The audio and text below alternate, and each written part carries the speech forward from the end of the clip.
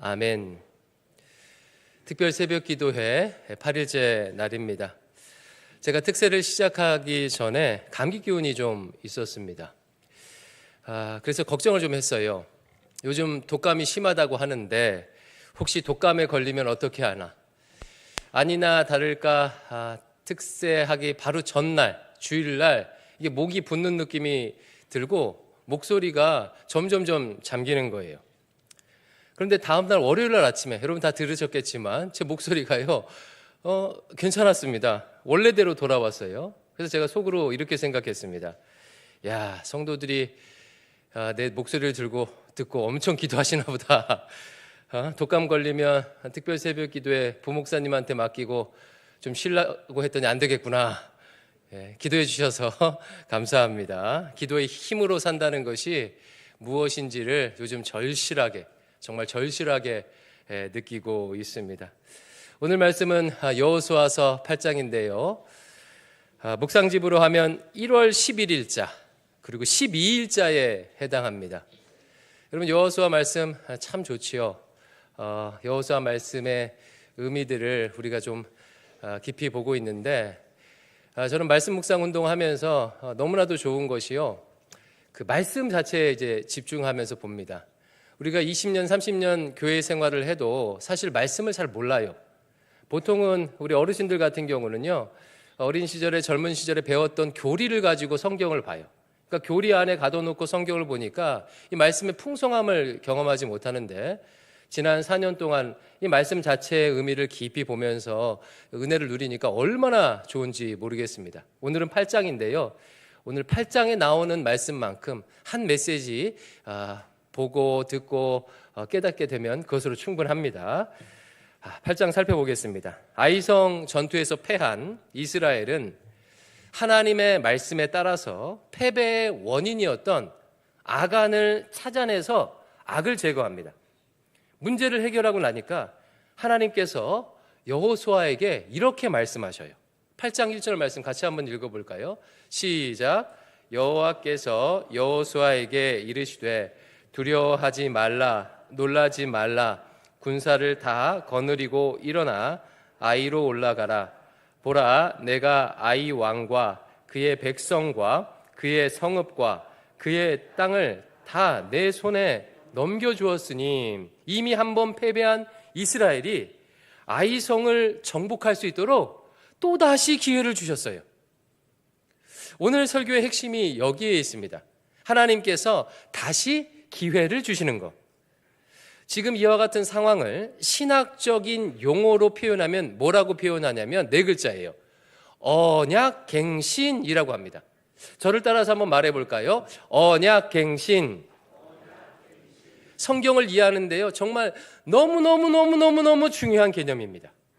이것을 몰라서는 성경의 메시지를 제대로 이해할 수가 없습니다. 언약갱신. 언약갱신이란 문자 그대로 언약을 새롭게 갱신한다는 의미예요. 하나님께서는 인간과 언약을 맺고 그 언약을 성취하시는 방식으로 역사를 이끌어 가십니다. 하나님께서 아담과 언약을 맺으시고 노아와 아브라함과 모세와 다윗과 솔로몬 등등과 언약을 맺으셔서 하나님의 역사를 이끌어 가시는 거예요. 그런데 언약을 갱신해야 하는 경우들이 생깁니다. 2가지예요. 하나는 언약의 내용을 바꾸어야 할 때, 다른 한쪽이 언약을 어겼을 경우입니다. 언약의 내용을 바꿔야 할 때면 서로 쌍방간에 합의해서 다시 새롭게 계약서를 작성하면 되겠죠. 이 경우는요, 별로 문제가 안 돼요. 근데 문제는 2번째의 경우입니다. 한쪽이 계약을 어겼을 때, 여러분 한번 생각해 보십시오. 한쪽이 계약을 어겼을 때는 그 계약을 계속해서 이어가려면 어떻게 해야 하죠? 일단 계약을 어긴 쪽은요, 계약서에 나와 있는 대로 대가를 지불해야 합니다. 하지만 여기에는 또 문제가 있어요. 만약에 지불해야 하는 대가가 너무나도 커서 그 대가를 지불할 수 없게 되면요, 그것으로 계약은 끝이에요. 또 대가를 지불한다고 해도요, 계약이 자동적으로 연장되는 게 아니겠지요. 상대방이, 피해를 본 상대방이 연장하겠다고 허락을 해줘야 합니다. 그러므로 한쪽이 언약을 어긴 경우에는 계약을 이어가려면 방법은 한 가지밖에 없어요. 피해를 당한 쪽이, 손해를 당한 쪽이 완전히 손해를 보면서 그 계약을 연장해 줘야 돼요. 만약에 계약서에 써 있는 대로 대가를 다 지불하라고, 지불할 수 없는 대가를 다 지불하라고 요구하거나, 너 계약 파기했지? 이제 너 못 믿겠어. 계약 끝! 치라고 하면 그걸로 끝나는 겁니다. 그래, 정 형편이 안 되면 할 수 있는 만큼, 낼 수 있는 만큼만 내. 내가 다시 한번 너한테 기회를 줄게. 이래야 연장이 되는 것입니다. 구약 이스라엘의 역사는요, 바로 후자의 방식으로 언약갱신이 반복된 역사예요. 하나님께서는 이스라엘과 언약을 신실하게 하나님 편에서는 지키셨어요. 근데 이스라엘은 약속을 자꾸 어깁니다. 그러면 당연히 이스라엘은 대가를 지불하고 그 계약도 그것으로 끝나야 하는데 하나님께서 계약을 연장해 주셨습니다. 그들이 할 수 있는 만큼만의 대가를 받으시고 또 다시 기회를 주셨어요. 이것이 바로 언약갱신인 거예요. 아이성 전투의 상황도 마찬가지입니다. 하나님은 이스라엘과 언약을 맺으셨지요. 하나님은 이스라엘이 전쟁에서 승리하도록 해야 하셔야 하고, 이스라엘은 모든 것을 진멸해서 하나님께 온전히 바치기로 했습니다. 만약에 이것을 어겼을 경우에는 다음과 같은 대가를 지불하기로 했어요. 6장 18절. 어떤 대가였을까요? 같이 한번 읽어볼까요? 새 번역입니다. 시작. 너희는 전멸시켜서 바치는 희생제물에 손을 댔다가 스스로 파멸당하는 일이 없도록 주의하여라. 너희가 전멸시켜서 바치는 그 제물을 가지면 이스라엘 지는 너희 때문에 전멸할 것이요. 대가가 뭐지요? 전멸시켜서 바쳐야 할 제물을 가지게 되면 그것으로 인해서 이스라엘 진 전체가 전멸하는 게 대가예요. 안타깝게도 이스라엘은 언약을 저버렸습니다. 아간이란 자가 하나님께 바쳐야 할 제물을 몰래 훔쳤어요. 그러므로 언약에 따르면 이스라엘 진은 전부 전멸해야 합니다. 그러나 하나님께서는 이스라엘에게 다시 기회를 주셨어요. 이스라엘 전부를 전멸시키지 아니하고 감당할 수 있을 만큼만 죄 지은 아간에게만 벌을 내리셨습니다. 그리고 다시 승리할 수 있도록 기회를 주신 거예요. 언약을 갱신해 주신 것입니다. 오늘 본문 1절 말씀이 그래서 언약 갱신인 거예요. 하나님께서 여호수아 1장에서 하셨던 그 약속을 다시 연장해 주신 것이죠. 두려워하지 말라, 놀라지 말라, 내가 이 땅을 너에게 주겠다. 언약 갱신으로 인해서 이스라엘은 다시 전투에 나갈 수 있게 되었습니다. 하나님께서는요, 직접 어떻게 싸워야 할지를 작전도 알려주셨어요. 부대를 둘로 나누어라. 그리고 한 부대를 매복시켜 놓아라. 다른 한 부대가 적을 공격하다가 공격하는 척 하다가 도망을 가라. 그러면 아이성 사람들이 성 밖으로 나와서 그 도망가는 부대를 쫓아갈 텐데, 이때 매복하고 있던 부대가 비어있는 성에 들어가서 그 성을 점령해라. 그리고 도망가던 부대와 매복하던 부대가 합세해서 적을 공격해라. 그리하면 승리할 것이다 라고 작전을 알려주셨어요. 여러분, 하나님께서 가르쳐 주신 작전이 괜찮습니까? 예, 괜찮지요. 이스라엘은 여호와의 말씀대로 하여 아이성 전투에서 크게 승리하고 마침내 아이성을 정복하는 데 성공합니다. 사랑하는 성도 여러분, 우리가 영적 전쟁에서 승리할 수 있는 또 다른 비결이 여기에 있습니다. 여러분, 우리는 정말 연약한 자들 아닙니까? 약한 자들이에요. 먼지와 같은 자들입니다. 한번 질문 드려볼게요. 혹시 여러분 가운데 나는 이제까지 하나님과의 언약을 한 번도 어기지 않고 신실하게 다 지키면서 살아왔다. 혹시 이런 분 계십니까? 나는 무슨 일이든지 하나님 앞에서만 결판을 냈다. 다 기도하고 응답받고 행했다. 이런 분 계십니까? 나는 탐욕에 넘어진 적이 없다. 그러면서 신앙생활 해왔다.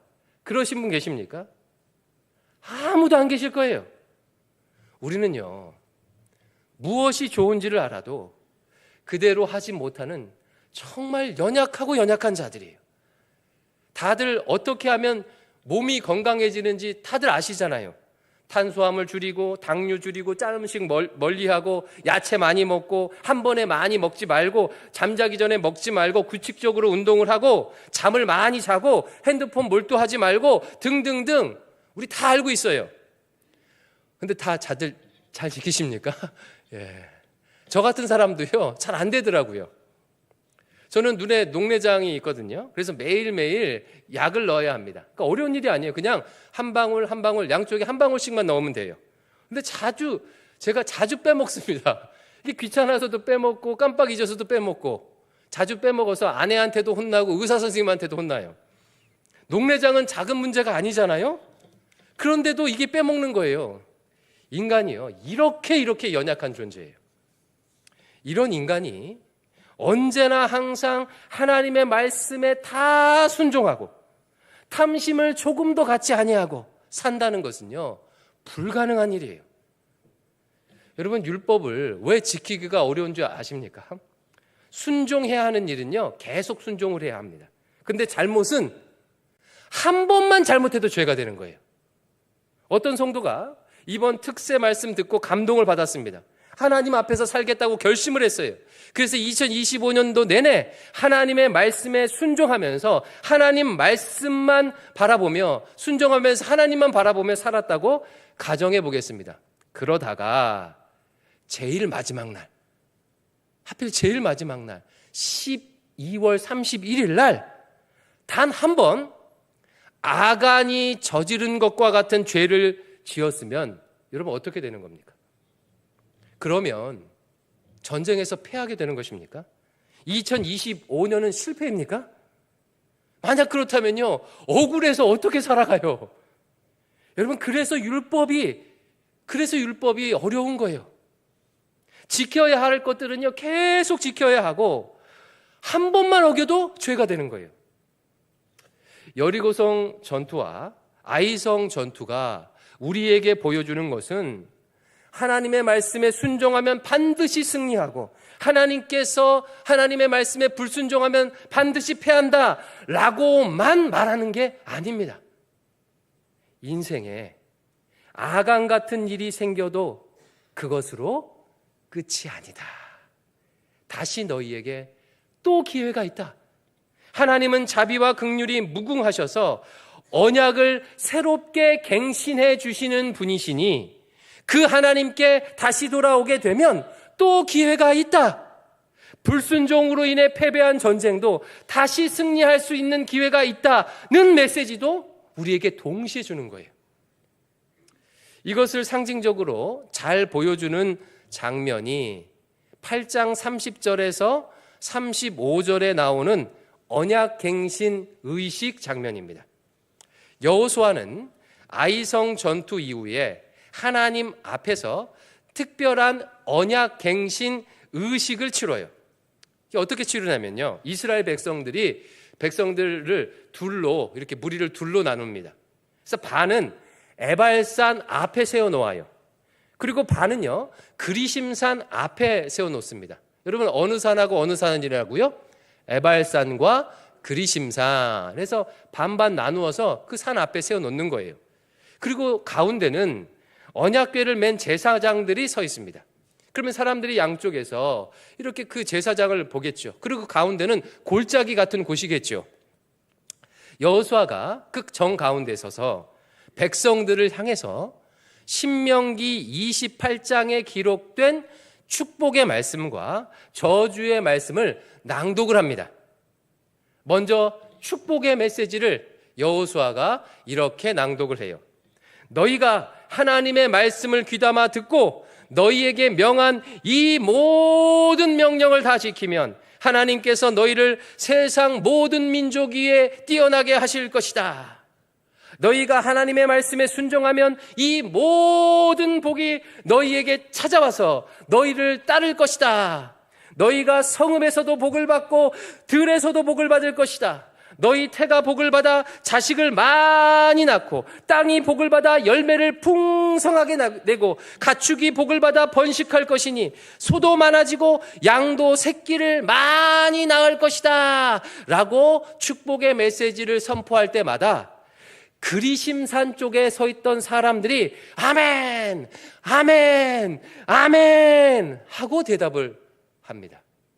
그 다음 저주의 메시지도 낭독을 해요. 너희들이 하나님의 말씀을 듣지 아니하고 또 하나님의 명령과 규례를 지키지 아니하면 다음과 같은 온갖 저주가 너희에게 임할 것이다. 너희들은 성읍에서도 저주를 받고 들에서도 저주를 받을 것이다. 너희의 곡식 광주리도 반죽그루도 저주를 받을 것이다. 너희 몸에서 태어난 자녀와 너희 땅의 곡식과 소새끼와 양새끼도 저주를 받을 것이다. 너희는 들어와도 저주를 받고 나가도 저주를 받을 것이다. 저주의 말씀을 외칠 때마다 이번에는 에발산 쪽에 서 있던 사람들이 아멘, 아멘, 아멘 하고 외칩니다. 근데 여러분 한번 생각해 보세요. 축복의 말씀에는 우리가 주저함 없이 아멘 하고 받을 수 있겠지만 저주의 말씀도 아멘 하고 받을 수 있겠습니까? 제가 설교를 할 때요, 축복의 말씀에는 성도님들이 곧잘 아멘 합니다. 하지만요, 불순종하면 벌 받습니다 이런 말씀 전할 때 아멘 하는 경우는 제가 거의 들어보지 못한 것 같아요. 누구라도 저주의 말씀은 두려울 수밖에 없습니다. 신명기 28장에 보면요, 저주의 내용이 축복의 내용보다 3배가 더 많아요. 3배가. 그러니까 여호수아가 낭독할 때 저주의 말씀은 훨씬 더 길게 낭송했겠죠. 아까 말했듯이 죄는 한 번만 지어도 죄예요. 무서워서 어떻게 아멘으로 받을 수 있겠습니까? 그러나 이스라엘이 이 저주의 말씀에도 아멘으로 받을 수 있는 이유가 하나 있어요. 바로 8장 30절 때문이에요. 같이 한번 읽어볼까요? 시작. 그때에 여호수아가 이스라엘의 하나님 여호와를 위하여 에발산에 한 제단을 쌓았으니. 여호수아는 저주를 낭송할 때 아멘이라고 대답해야 하는 이 에발산 쪽에다가, 에발산에다가 제단을 하나 쌓습니다. 쇠 연장으로 다듬지 아니한 새 돌을 사용하여 제단을 만들고 그곳에 번제물과 화목제물을 드립니다. 이스라엘이 저주의 말씀에도 큰 소리로 아멘 하고 대답할 수 있는 이유는 바로 이 제단 때문이에요. 혹시 죄를 짓는다고 하더라도, 하나님과의 언약을 지키지 못한다 하더라도, 탐욕에 눈이 어두워져서 하지 말아야 할 짓을 한다고 할지라도 이 제단에 나와서 제물을 바치며 하나님께 진심으로 회개하고 돌이키게 되면 죄의 저주를 끊고 다시 시작할 수 있는 기회가 있기 때문이에요. 하나님께서는 이스라엘의 연약함을 아시고 언약을 갱신하고 유지할 수 있는 방편을 주셨습니다. 죄를 지었을 때, 실패했을 때 그 제물에다가 죄를 전가하여 대가를 치르고 다시 하나님과의 관계를 회복할 수 있는 거예요. 이 하나님의 은혜의 방편 덕분에 이스라엘 백성들은 언약 백성으로 계속해서 살 수 있었던 것입니다. 그들이 전쟁에서 승리할 수 있었던 이유는 말씀에 순종했기 때문만이 아니에요. 불순종해도 또다시 기회를 주시는 하나님의 자비와 긍휼과 은혜 덕분입니다. 그런데 놀라지 마십시오. 우리는 구약의 이스라엘과 비교할 수 없는 은혜를 받은 자들이에요. 이스라엘은 죄를 지을 때마다 매번 제사를 드려야 했어요. 다시 시작하기 위해서는 양과 소의 피를 흘려야만 했습니다. 그러나 예수 그리스도께서 오심으로 말미암아 그럴 필요가 없어졌습니다. 죄 없는 예수님께서 우리의 모든 불순종의 죄를 대신 지시고 십자가에 오르셨어요. 예수님께서 영단번의 제사를 드리심으로 우리의 모든 죄가 사함을 받았습니다. 예수님께서 나 대신 모든 죄의 대가를 다 지불해 주심으로 말미암아 우리는 더 이상 정죄함을 받지 않습니다. 언약갱신을 매번 할 필요가 없는 거예요. 하나님께서는 예수님의 피를 보고 우리를 의롭다 여겨주십니다. 예수 그리스도의 십자가 보혈 덕분에 우리는 언제나 하나님의 은혜의 보좌 앞에 담대히 나아갈 수 있게 되었습니다. 그러므로 신약을 사는 우리가 영적 전투에서 승리하는 비결은 이것입니다. 예수 그리스도의 십자가 보혈을 의지하여 나가는 것. 실패했다고, 넘어졌다고, 죄를 지었다고 끝이 아니에요. 예수님의 십자가를 의지하여 하나님 앞에 나아갈 때 하나님께서는 우리에게 또다시 새로운 기회를 주십니다. 싸매어 주시고 일으켜 주시고 다시 싸울 수 있도록 격려해 주십니다. 이길 때까지, 승리할 때까지 친히 인도해 주셔요. 올 한 해 이 십자가의 은혜에 사로잡혀 영적 전투를 치르시기를 바랍니다. 올해도 분명, 제가 확실하게 예언합니다. 올해도 분명 우리는 불순종할 때가 있을 것입니다. 올해도 분명 탐욕을 부릴 때도 있을 거예요. 그래서 올해도 넘어질 때가 있을 것입니다. 그러나 우리 예수 그리스도의 보혈이 우리에게 또 다른 새로운 기회를 주실 것입니다. 두려워하지 말라, 놀라지 말라, 군사를 거느리고 다시 일어나 아이로 올라가라. 내가 내 손에 그 땅을 넘겨주겠다. 주님의 십자가를 붙들고 넘어져도 다시 일어나기를